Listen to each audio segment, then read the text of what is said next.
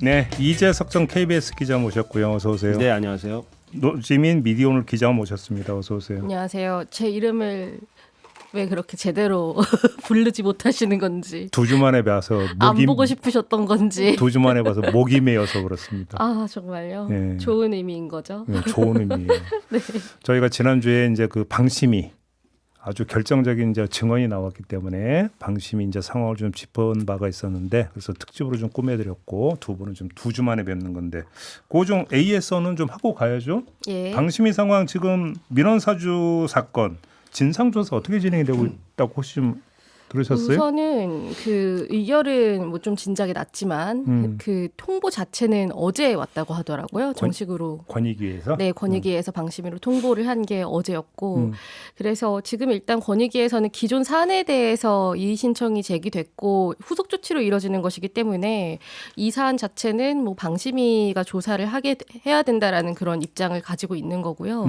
근데 이제 뭐 어느 정도 알려졌다시피 방심위 내부에 있는 구성원들은 지금 감사실장을 맡고 있는 사람이 류일임 위원장의 측근으로 분류되는 인사이기 때문에 이 조사를 방심위 내부에서 자체적으로 하면 이전처럼 이전처럼 진상을 제대로 규명할 수 없을 것이다 이런 우려를 하고 있어서 뭐 기피 신청을 하고 뭐 이런 절차로 좀 이어질 것 같습니다. 좀 정리를 해서 말씀을 드리면 이제 민원사주 의혹이라고 하는 게 유일임 위원장의 가족과 지인들이 이제 그 민원을 제기한 것을 유일임 위원장이 알면서도 네. 그 민원건에 대한 심의에 직접 참여했다. 그래서 이해충돌방지법 위반 아니냐. 이제 이랬던 것이고 그래서 이제 권익위로 넘어갔던 건데 네. 처음에는 뭐 저는 몰랐다. 보고받은 바 없다. 해가지고 이제 넘어갔는데 이제 이게 이제 국회에서 증언 번복이 있었던 거잖아요. 저 직접 보고를 했던 그렇죠. 뭐 그 당시에 있었던 그 팀장이 네. 그러면 이제 다시 이게 이해충돌방지법 위반에 해당이 되는 거 아니죠? 조사를 해야 되는데 권익위에서 자기들이 직접 조사하는 게 아니라 방심이 오고 니네들이 조사해라. 예. 근데 조사 주체인 감사실장은 유일임 위원장의 측근이다. 예. 그러니까 두 가지죠.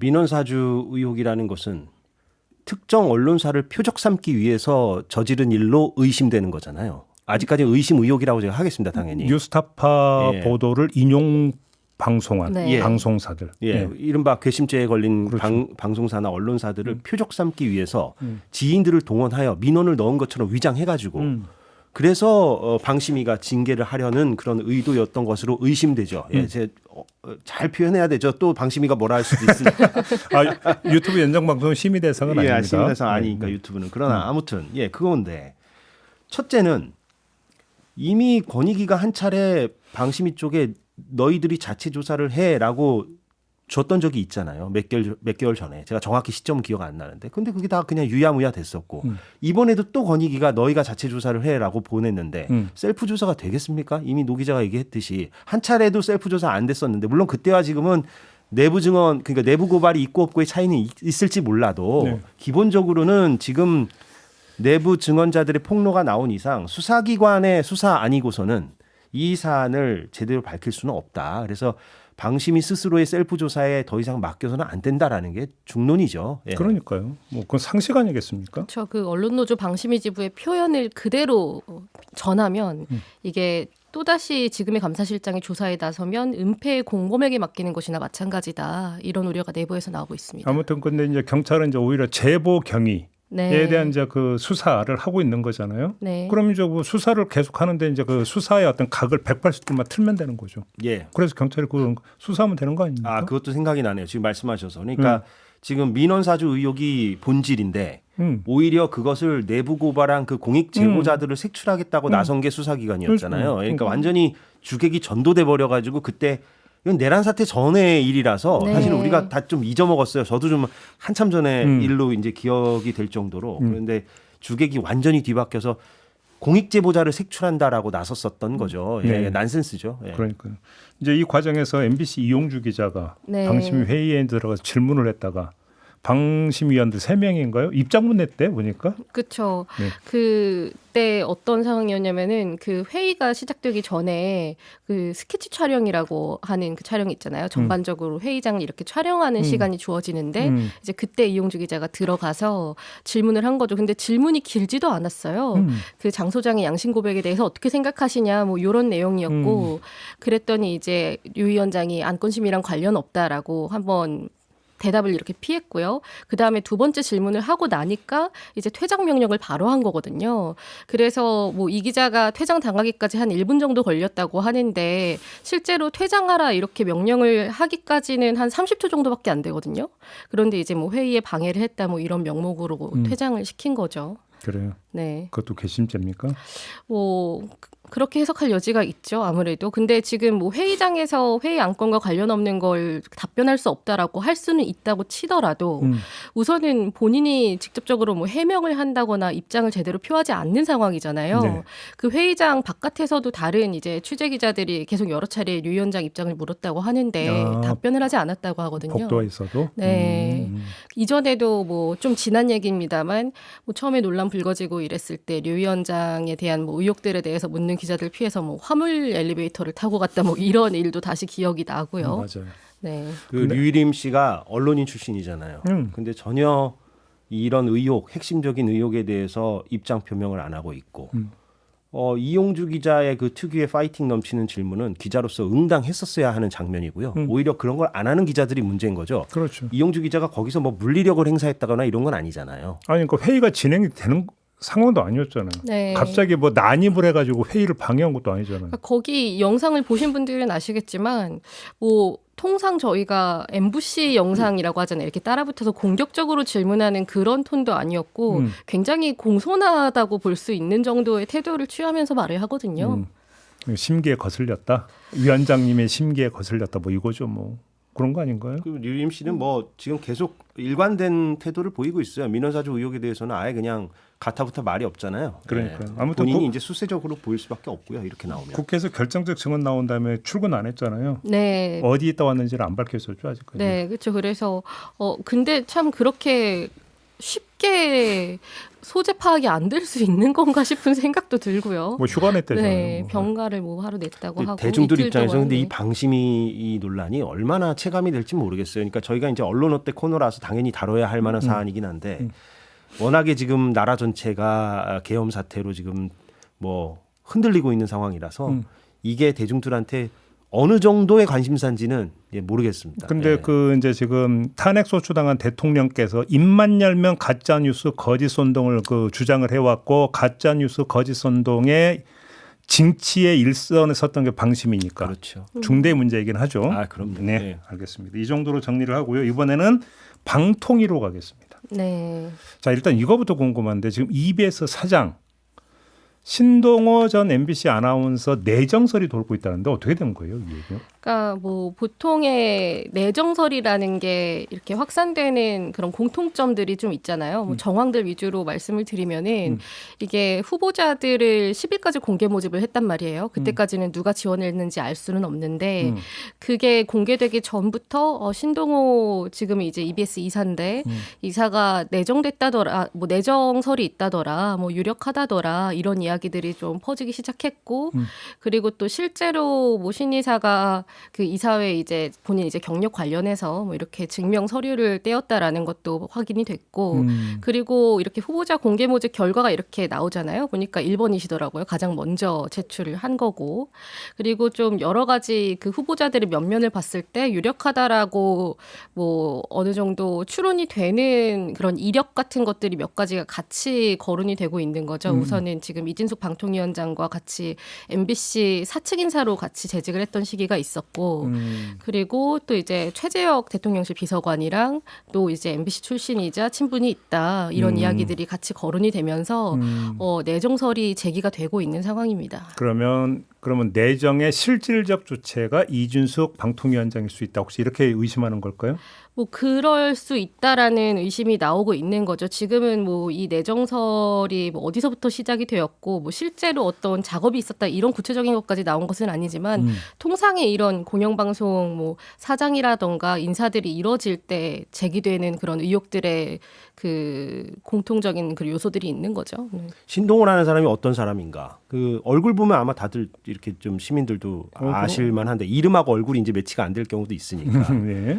근데 이제 신동호, 이진숙, 김재철, 김장겸 이런 이름들은 언론노조 MBC 본부 조합원들에게는 굉장히 악명이죠, 악명.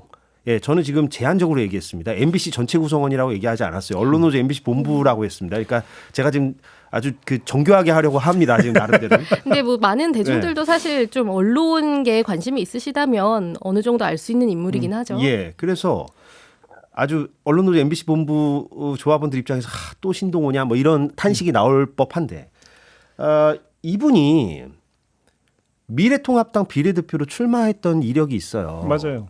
예, 근데 이제 떨어졌죠. 예, 거기까지 이제 안 갔죠. 그래서 그 뺏지는 못 달았는데. 일단 공천 순번에 들었다가 이제 그 공천 자체가 문제가 돼가지고 뒤집힌 적이 있었죠. 아, 예, 예.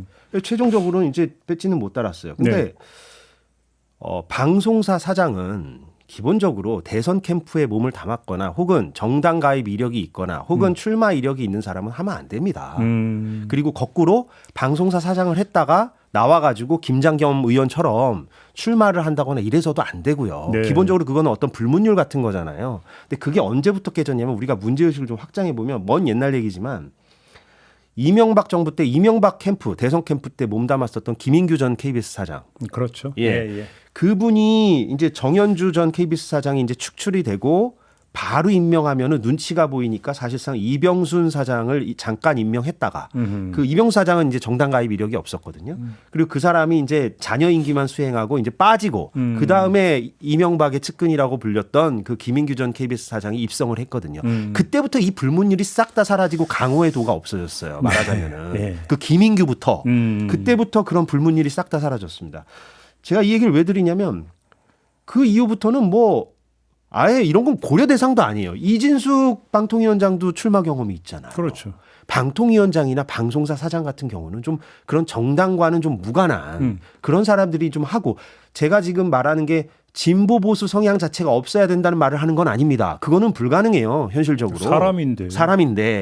근데 최소한 출마 이력이나 정당 가입 이력이나 이런 거는 좀 없어야 되는 게 아니냐. 근데 방통위원장도 그렇고 EBS 사장이 지금 유력시 된다는 이 사람도 이렇고 이게 너무 좀 많이 왔어요. 우리 사회가. 그러니까 예. 여기서 이제 우리가 논점이 이제 신동호라는 인물이 EBS 사장으로 적격이냐. 그다음에 공영방송이잖아요. 네. 거기다가 어떤 내정이 정말로 있었던 거냐. 이것도 중요한데 또 하나의 논점이 지금 방송통신위원회가 2인 체제잖아요. 네. 2인 체제에서 EBS 사장을 임명을 하겠다라는 거잖아요. 그렇죠. 그러니까 구조적으로는 사실은 더 큰 문제는 이게 있는 거거든요. 지금 법적으로 2인 체제에 대해서 뭐 위법적인 결정을 했다라는 판례들이 좀 쌓이고 있는 시점이고 어제 네. 저기 MBC 그 대법원에서 네, 그 확정 났잖아요. 그러니까 박문진 이사 임명 집행정지에 대해서 이제 효력 정지에 대해서 인용을 확정을 한 판결이 어제 나왔죠. 그럼 그렇게 확정된 게 2인 체제로 그러니까 저 이사 임명한 건 문제가 있다 이거잖아요. 예. 그러니까 일단 본안 소송 결과가 나오기까지인데 뭐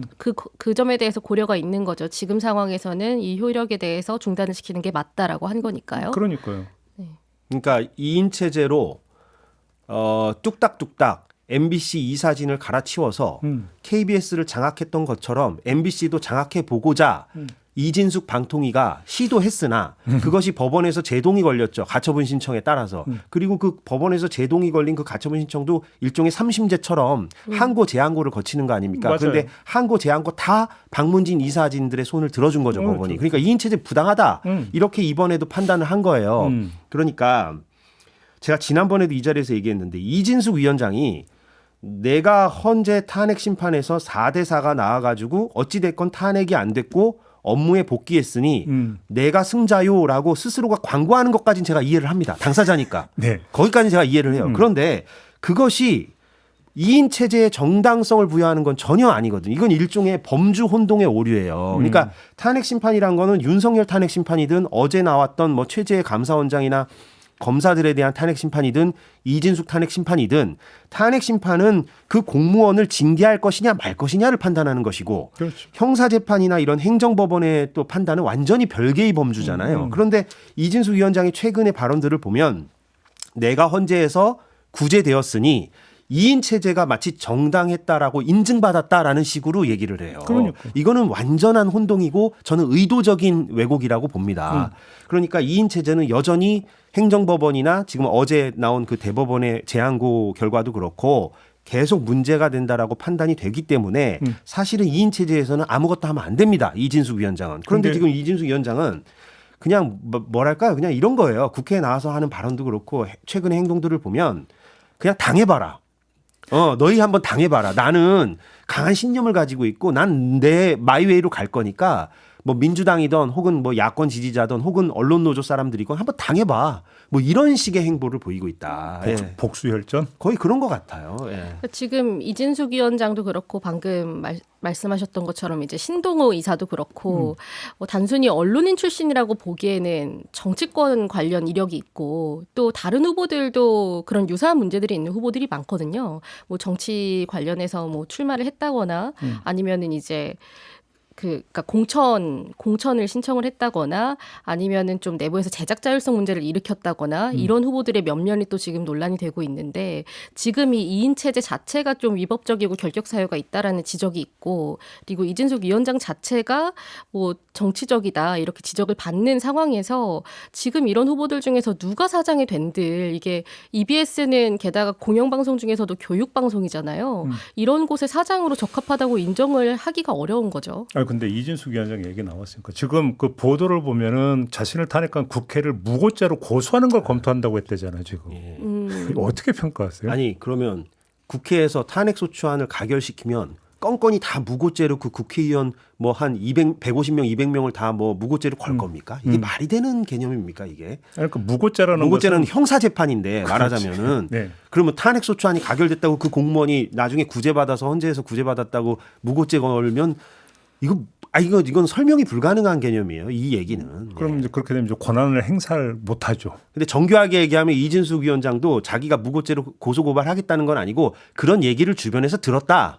뭐 이렇게만 얘기하더라고요. 그랬더니 이제 최민희 의원이 네. 뭐 좀 심한 표현을 썼는데 예, 뭐 그 제정신이 아니라 그랬나요? 뭐 하여튼 뭐 네. 그런 표현을 썼는데 제 표현은 아니고요. 아무튼 네. 예, 그러니까, 참 황당하죠. 그러니까 예. 바로 거기서 그러니까 지금 이진숙 위원장을 지배하고 있는 심경은 원한 혹시 이거라고 생각하세요? 저는 아까 말씀드렸던 게 그런 맥락이었어요. 그러니까 그게 있다? 이진숙 위원장은 저는 사실상의 정치인이라고 보고요. 그래요. 예, 그 출마 이력도 그렇고 본인의 어떤 강고한 그 신념도 그렇고 어떤 관료 또는 언론인, 방송인, 방송 관료라기보다는 일종의 정치인이라고 저는 생각을 해요. 이건 제 주관적인 판단입니다. 뭐 예, 그래서 지금 하는 행보들은 대부분 한번 당해봐라. 그러니까요. 그리고 지금 뭐 내일 모레 곧 윤석열 탄핵 심판에서 선고가 설령 인용이 될지라도 나는 남은 임기 동안 내가 여기서 이 자리에서 물러나기 전까지는 내 갈 길을 가겠다. 당해봐. 이런 것 같아요. 그러니까 진영 논리에다가 개인적 감정이 뭔가 좀 더 켜켜이 쌓여 있다는 느낌을 좀 받아요. 그러니까 항상 뭔가 그 좌파 그 중에서도 뭐 소위 가짜 좌파 세력을 뭐 척결해야 된다라는 식으로 그런 의견을 숨기지 않은 분이기 때문에 그 또 최근에 그 장경태 민주당 의원실이 그 법률 검토 의견서를 확보해서 한겨레가 보도한 게 있었어요. 그 정치적 중립 의무 위반. 네, 야당에서 이제 감사원에 이진숙 위원장 정치적 중립 의무 위반 이후 감사 요구안이 통과됐고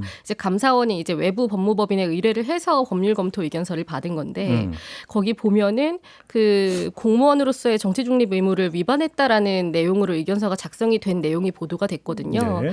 근데 거기 나온 이제 예시들을 같이 보면은 기사에 나온 그 사례들을 보면 뭐 펜앤드마이크 TV 나가가지고 뭐 방통위원장 재직 시죠, 그러니까. 네, 예. 그 지난해 9월이니까요. 그 보수 여전사에 대해서 참 감사한 말씀이다 이런 표현을 하기도 했고요. 또 가짜 좌파들하고는 우리가 싸우는 전사들이 필요하다 이런 말을 하기도 했고 사실 뭐 이런 발언을 한 게 워낙 많기 때문에 이거는 그 중에 뭐 극히 일부입니다. 그냥 저는 이진숙 위원장이 방통위원장 같은 거 하지 말고 정치를 하셨으면 좋겠어요. 그냥 김장겸 사장처럼. 당선이 돼야 정치를 하죠. 아니 뭐 예, 그렇긴 한데 그러니까 차라리 그게 더 네. 뭐랄까요? 그러니까 좀 그 일관성이 있고 그거 가지고 누가 뭐라 합니까? 본인이 네. 정치하겠다면. 예. 그럼요. 뭐 자유인데요. 그러니까 그거야. 괜히 이렇게 뭐 방통위원장 같은 자리에 앉아가지고 이렇게 많은 혼란을 야기시키지 말고 예. 그랬으면 좋겠어요. 이게 정말 뭐 정치적이다, 뭐 정치인으로서 뭐 이런 표현을 쓰기는 하지만 뭐 지금까지 있었던 일들을 좀 돌아보면 굉장히 사적으로 이 자리를 활용하고 있는 게 아닌가 이런 의심을 가지게 하는 일들이 많잖아요. 그러니까요. 네. 그리고 그 얘기를 좀 해보자면 제가 갑자기 기억이 나는데 정현주 사장을 노무현 대통령이 임명할 때 사실 정현주 사장이 첫 번째 픽이 아니었어요. 픽이란 표현을 한번 편안하게 쓰겠습니다. 1번 픽이 아니었고 그 전에 서동구 씨인가요? 예, 있었어요. 기억이 예, 지금 있어요. 가면. 예. 근데 그 사람이 캠프 이력이 있었어요. 노무현 캠프에 소속돼 있었어요. 그래서 KBS 노동조합이 그때 당시에 아니 캠프 이력이 있는 사람이 어떻게 KBS 사장에 올 수 있냐 네. 반대해가지고 노무현 대통령이 그거를 기각시켰습니다. 스스로가 기각시키고 그 다음에 이제 임명된 사람이 정현주 전 한겨레 기자. 그렇죠. 예. 그 사람이 이제 임명이 된 거였어요. 그러니까 그때까지만 해도 일종의 불문율, 강호의 도 이런 게 있었습니다. 이른바. 근데 그게 이명박 정부 때부터 완전히 무너진 다음에 네. 이제는 뭐 정치 이력 이런 거는 사실 신동호 씨가 지금 EBS 이사잖아요. 예. 엄밀히 얘기하면 공영방송 이사도 그렇게 정치 이력이나 출마 이력 같은 게 있으면 안 됩니다. 근데 우리가 아예 그것까지는 그냥 지금은 요구조차도 안 하잖아요. 그냥 그러려니 하잖아요, 지금. 그리고 사장만큼이라도 좀 그런 이력이 없었으면 좋겠다 정도만 얘기하는 거 아닙니까? 그러니까 굉장히 많이 그 후퇴된 거죠, 그 사이에. 예. 지금 오늘의 이제 핵심 키워드는 강호의 도인 것 같은데 강호의 도가 무너진 거는 뭐 더 이상 설명이 필요 없는 것 같고 왜 무너졌는가가 중요한데 역시 진영 대결이 극심해지다 보니까 무너졌다 이렇게 봐야 될까요? 어떻게 근데 보십니까? 저는 단순히 진영 대결 때문이라기보다는 진영 대결이 이루어져도 임명권자가 선을 지키면 되는 거죠. 선을 지키지 않은 임명권자의 문제가 있고 진영 대결도 있지만 그걸 이렇게 끌어다가 좀 물을 흐려서는 안 되는 사안이라고 생각은 하거든요. 근데 문제는 임명권자인 대통령부터가 진영 대결 논리에 푹 그렇죠. 빠져 있었던 장본인 아닙니까? 네, 지금까지 나온 것들을 보면은 점점 더 그런 것들이 많이 나오지 않을까 싶은데 아, 앞으로. 하긴 네. 그분의 뇌리에는 진영 대결이 아니네요. 선과 악의 대결이었지. 그잖아요. 반국가 세력이었기 최소한의 사실 그러니까 뭐 어느 쪽 정당이든 간에 다 뭐 결함이 있을 것이고 뭐 잘한 것도 있을 것이고 그런데 뭐 최소한의 선이라는 걸 지켜야 된다라는 게 있는 거잖아요. 아까 말씀하신 뭐 강호의 도나 똑같은 말이긴 한데요. 네. 근데 지금 뭐 EBS 뭐 이사나 뭐 사장도 그렇고 문제 제기가 있어도 그런 걸 전혀 개의치 않고 그냥 다 인사를 하고 또 뭐 언론계에 대해서 뭐 입틀막 같은 논란도 있었고 뭐 이런 것들이 지금 뭐 탄핵에 대해서 직접적인 사유가 되지는 않겠지만은 저희가 잊어서는 안 되는 부분이죠. 궁극적으로는 아무튼 법이 개정돼서 지금 우리가 이런 표현도 쓰잖아요. 공영방송에 대해서 야권 성향 이사, 여권 성향 이사. 사실 이것도 굉장히 어폐가 있는 거잖아요. 그런데 현실적으로 또 그게 아예 틀린 말은 또 아니라서 우리가 쓰고 있는 거 아닙니까? 맞아요. 그러니까 네. 이것도 궁극적으로는 다 바뀌어야 되는 거죠. 야권 성향 이사, 여권 성향 이사가 아니라 이사의 수를 좀 늘려서 지금 방송법 개정안의 큰 방향성이 그거 아닙니까? 이사의 수를 좀 대폭 늘려가지고 독일식으로 해서 확 예, 늘자 그래서 이거죠. 이사의 수를 늘리면 좀 뭐랄까요 소금 농도가 좀 줄잖아요. 물을 많이 타는 거니까.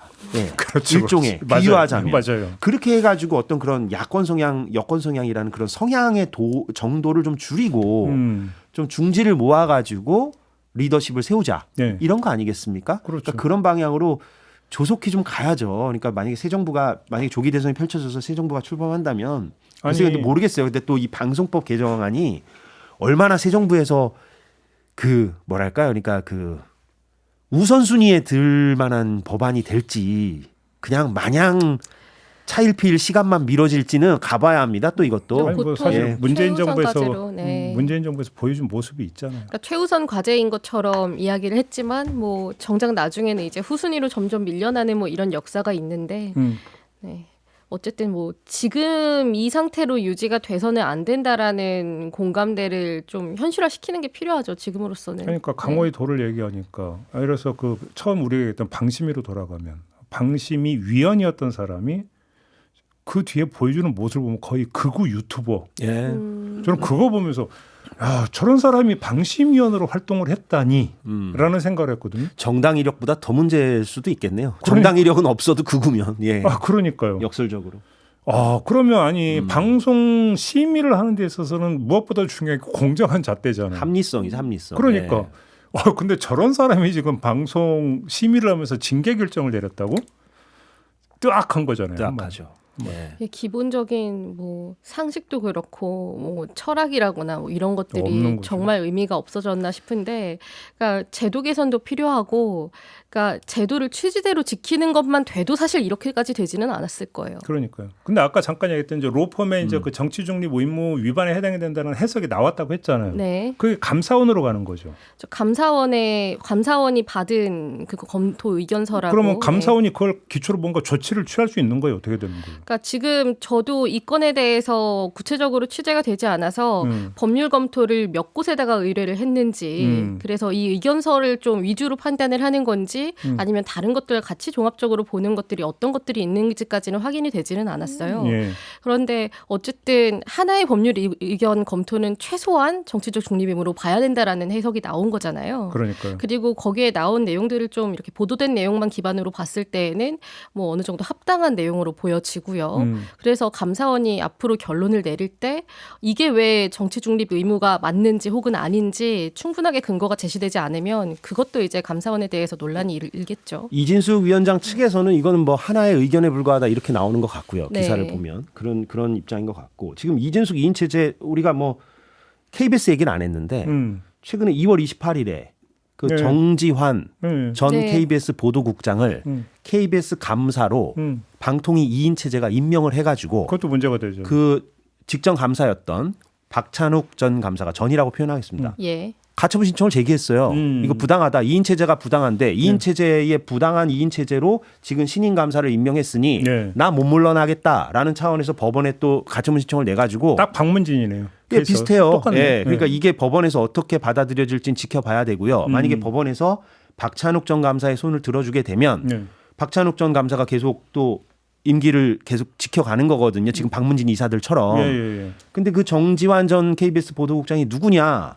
세월호랜다. 그 국정농단. 국정농단 사태 때 보도국장이었어요. 그래서 그때 최순실 보도를 축소 보도했던 그 KBS의 그런가요? 흑역사에서 가장 그 책임이 큰 사람이지 않습니까? 그래서 예. 언론노조 KBS 본부 조합원들 입장에서는 정말 악명이 높은 사람인데 그 사람이 다시 감사로 지금 복귀한 상태예요. 예. 예, 그러니까 이것도 이진숙의 2인 체제가 밀어붙인 결과다. 근데 이런 게 이제 지금 뭐 워낙에 계엄 사태가 뉴스가 팡팡 터지니까 전혀 뭐 언급이 안 되고 있는 상황이죠. 예. 그러니까요. 네, 그래서 그 방통위가 이렇게 KBS 감사 그리고 EBS 사장 선임 계획 의결한 게 국회에서 그 방통위 의사정족수 3명으로 늘려야 된다라는 그 개정안이 통과된 다음 날쯤이거든요. 그러니까 지금 한 걸 보면은 정말 공영방송을 위해서 했다기보다는 이게 법적으로 뭔가 제동이 걸리기 전에 혹은 할 수 없는 상황에 놓이기 전에 좀 무리해서 서두르고 있다라는 지적을 피할 수가 없는 이건 뭐 상황이죠. 결이 완전히 달라서 여기서 짚을 얘기는 아니지만 이 와중에 계속 지금 곳곳에서 인사가 이루어지고 있잖아요. 네, 경찰 네. 인사도 있고 뭐 여러 그러니까요. 가지. 이게 지금 이것도 예사롭지 않은 예사롭지 일이거든요. 않죠. 그러니까 네. 지금 어찌보면 방통위에서 뭐 EBS 사장을 임명한다, KBS 감사를 뭐 한다, 이것도 사실 같은 맥락으로 봐야 되는데